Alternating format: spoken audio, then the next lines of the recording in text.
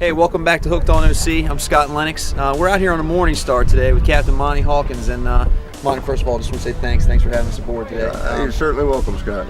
Can you tell us a little bit about the Morning Star in general and about how the operation works? You've got one of the better systems I've ever seen for setting people up as far as reserving the spot on the rail. Can you give us a little bit of explanation about that? Scott, this is my 26th year in the party boat industry. And back in the early 80s, I saw a need for the real party boat customer to be able to have a day that he would be able to enjoy every time he came. I have to charge more money for that, and I carry far fewer people than a typical boat this size will carry. It works out well. People can reserve the spot they want. They don't have to show up at 4 o'clock in the morning, 3 o'clock in the morning to get the stern of the boat, for instance, or wherever they want to fish. And they can call ahead and reserve that spot, right? Months. Oh, that's fantastic. Months in advance, yeah. So you don't actually have to be fishing like this? No, sir. No, we don't want people doing that. Now, we know we're not going to get the specifics of where we are today. That's okay, but we're catching some fish right off the bat here, and some nice fish at that. Do you have any preference to anything you look for on a bottom or on a reef or a wreck or anything that you know is going to hold some fish? Anything structure-wise that people can look for if they're fishing in their own boat? Different types of bottom, different times of year. Any substrate at all on the bottom. Any substrate at all on the bottom that is acting as a holdfast for several different species of coral, a wide variety of bryozoa, hydrozoa, anything that provides complexity in the bottom habitat will cause the food chain to flourish. The sea bass and tautog don't really seem to care how high or tall or anything like that it is, just the amount of life that's there. Can the fish feed there? Someplace to hide, someplace to eat. Yep, that's all it takes. Now, with that being said, is there anything that affects the fishing in like, as far as a current or an upwell or anything like that around a specific piece of structure? Or is it just... There are times when currents and upwellings affect the way I anchor. For instance, here today we're anchored just up current. Typically, it's nowhere near as big a deal as it might be with, for instance, the tuna fishing or some such. Gotcha. Now, we know that you have a lot to do with the Ocean City Reef Foundation, which is actually just from evidence in the store over provisions. We have a lot of people coming in and buying the packets and that sort of thing, so it seems to be really flourishing now here locally. Can you tell us a little bit about your involvement with that and how it's going right now? My involvement with Reef began, well, in the very beginning when I started on deck in the party boat trade. I heard the stories about the reefs they built during the 60s on into the mid-70s.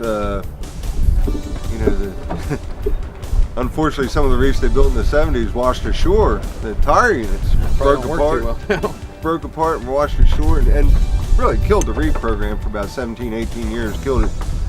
No reefs were built at all during that time. In 1989, the city sank a barge down at the African Queen Reef site, and at that time I thought, well, that's nice, we got another place to go fish. Over time, I have seen that the amount of habitat influences the number of fish that you have. Building habitat makes fish flourish with more habitat.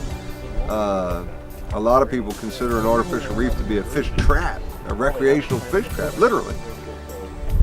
And if there were only one reef, one unit, that could actually be considered so. But over time, when you build and keep building these reefs, you are no doubt creating far more habitat than previously existed in a given area. And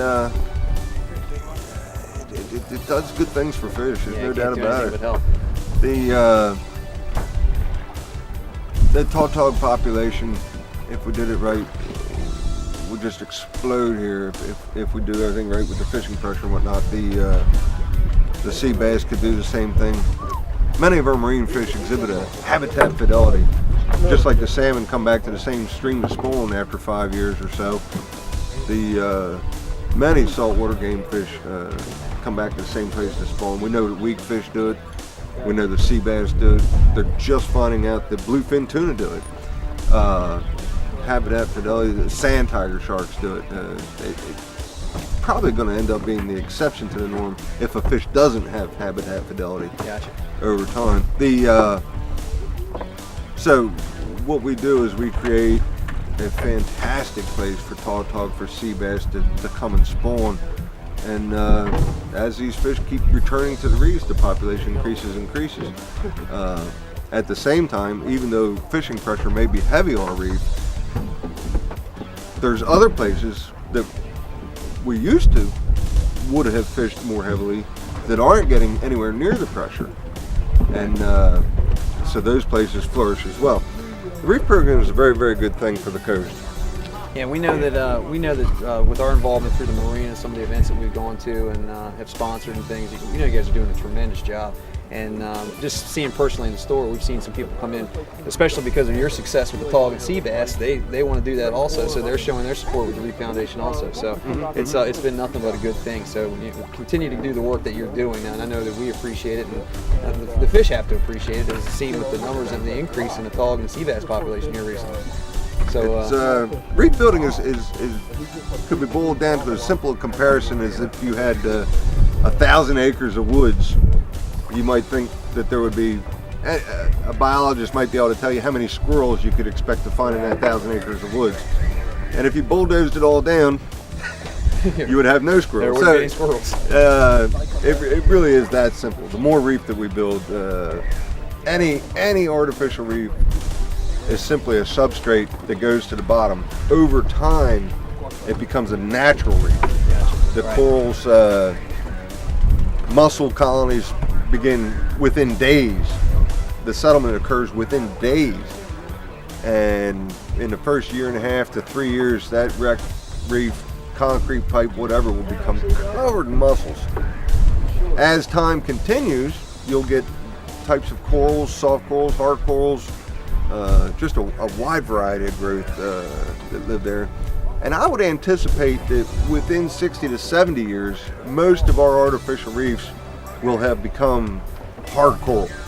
And then they're self-sustaining after that. Absolutely. And that's fantastic. So it's just a matter of getting them started. Mm-hmm. Yep. Can you give us an idea on how we can get in touch with the Reef Foundation if anybody is interested in becoming a member? I know you can pick up the packets.